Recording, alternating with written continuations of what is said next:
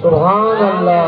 तॾहिं आला हज़रत चयो आहे फरमाए तो नूर की सरकार से पाया दुशाला नूर का। नूर की सरकार से पाया दुशाला नूर का। ओ मुबारक तुमको ज़ुल्लुरैन जोड़ा नूर का। पूरी दुनिया में ख़ुसूसन हुज़ूर जे उम्मत में जंहिंखे ज़ुन्नूरैन चयो वेंदो आहे माना ॿिनि नूरनि वारो हज़रत उस्मान बिन अफ़्फ़ान। सुभान अल्लाह। ॿ नूर उहे कहिड़ा हुआ? उहे हुज़ूर जूं ॿ न्याणियूं हुयूं, हज़रत रुक़ैया हज़रत उम्मे कुलसूम, जेके नबी करीम अलैहिस्सलातु वस्सलाम हिक ॿिए खां बाद में हज़रत उस्मान खे निकाह में अता फरमायो।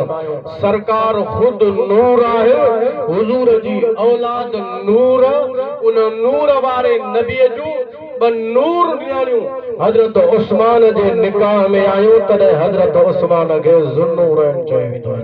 सुभान अल्लाह। हज़रत सैयदना उस्मान बिन अफ़्फ़ान रज़ी अल्लाह ताला अन्हु जा ॿ टे हिकिड़ा कौल आहिनि, मां जल्दी में तव्हांखे ॿुधाए थो वठां, गौर सां उन्हनि खे ॿुधो, पोइ उन्हनि ते तव्हां सां अमल बि कयो। हिकिड़ो भेरो ॾाढा दुरूद पढ़ो त मां अर्ज़ु कयां थो सल्लल्लाहु अलैहि या रसूल अल्लाह वसल्लम अलैका या हबीब अल्लाह। तव्हां असांखे दुनिया जो गम हूंदो आहे, हेॾे नियारियो इहो बल्ब लॻंदो त सभु ॾिसिजो, फ़िलहाल हाणे हेॾे नियारियो माण्हूअ खे हूंदो आहे दुनिया जो गम, माल अचे पैसो अचे दीन वञे त वञे पर दुनिया अचे कि माण्हूअ खे थींदो आहे। हज़रत उस्मान बिन अफ़्फ़ान छा फरमायो? पाण फरमाइनि था ॿुधो, दुनिया जो गम ऊंदाही आहे, आख़िरत जो गम दिल जो नूर आहे। दुनिया जो गम कंदे अंदर में ऊंदे हूंदई, आख़िरत जो गम कंदे त तुंहिंजो अंदर अल्लाह जे नूर सां रोशन थींदो। सुभान अल्लाह। मन फिक्र दुनिया जो छाजो तो करी, जेको तुंहिंजे हिस्से में तोखे मिलंदो, फिक्र कर त आख़िरत जो कर, अॻिते छा थींदो। हज़रत उस्मान फरमाइनि था त जेको दुनिया खे तरक कंदो उनखे अल्लाह उन सां मुहबत फरमाईंदो, जेको गुनाह छॾींदो फरिश्ता उन सां मुहबत कंदा, जेको लालच छॾींदो वरी इंसान उन सां मुहबत कंदा। सुभान अल्लाह। लालच कंहिं में रखियव न, ऐं अॻे खे ख़बर पई त हिन में मुंहिंजी का लालच आहे, हिकिड़े ॾींहुं तव्हां सां मिलंदो, ॿिए ॾींहं ते घरां निकिरंदो बि कोन। जे ॿ भेरा तव्हांजो कमु कई त टे भेरे निकिरंदो ई कोन।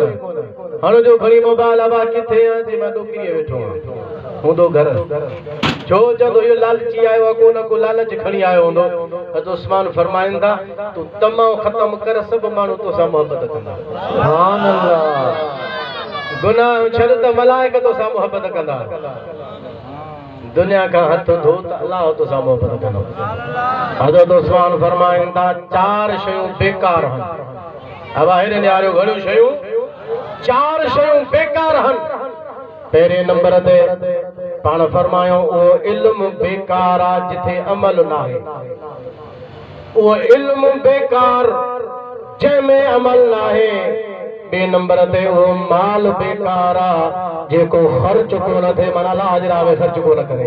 टे नंबर ते पाण फरमाइंदा वो ज़ुहद बेकार जैसा मानो दुनिया के हासिल करे, माना मानो के त बुधाए तो मुझो दुनिया सा को वास्तो ही कोने, मुखे दुनिया जी तमाई काने, ऐं अंदर में रखियो वेठो आ त मानो अचन नजराना जन माल जन।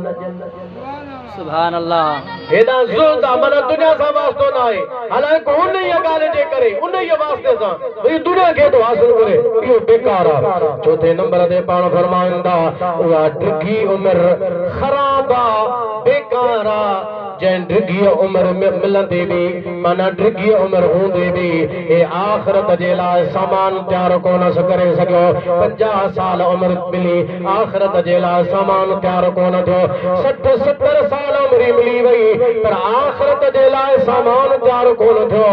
हज़रत उस्मान फरमाइंदा या डिघी उम्र केड़े कम जी आ या बेकार थई छो त आखिरत जी तो न सा तैयारी कान कई। हज़रत उस्मान गनी रज़ी अल्लाह ताला ने फरमायो तो इन दुनिया जे अंदर टे गाल मां उस्मान के पसंद आन सब का पेरा जेका मुके पसंद आ वा इया है जेके बुखायल हो जाना मां उन के खाधो खराया जेके उघाड़ा हो जाना मां उन के कपड़ो पाराया।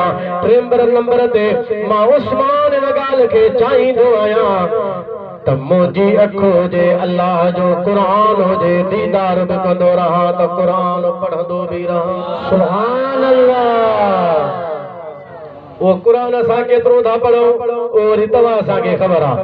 हज़रत सैयदना उस्मान बिन अफ़्फ़ान रज़ियल्लाहु ताला अन्हु अल्लाह जे हबीब सल्लल्लाहु ताला अलैहि वसल्लम जो उहो प्यारो सहाबी फरमाए तो मुत्तक़ी जूं 5 सिफ़तूं आहिनि जंहिं माण्हूअ में 5 ॻाल्हियूं हूंदियूं हुयो मुत्तक़ी आहे परहेज़गार आहे। पहिरें नंबर ते जेको उहो माण्हू मुत्तक़ी परहेज़गार उनखे चइबो आहे जो सुबत उन जी में वेहंदो जे मां दीन जो इस्लाह थे।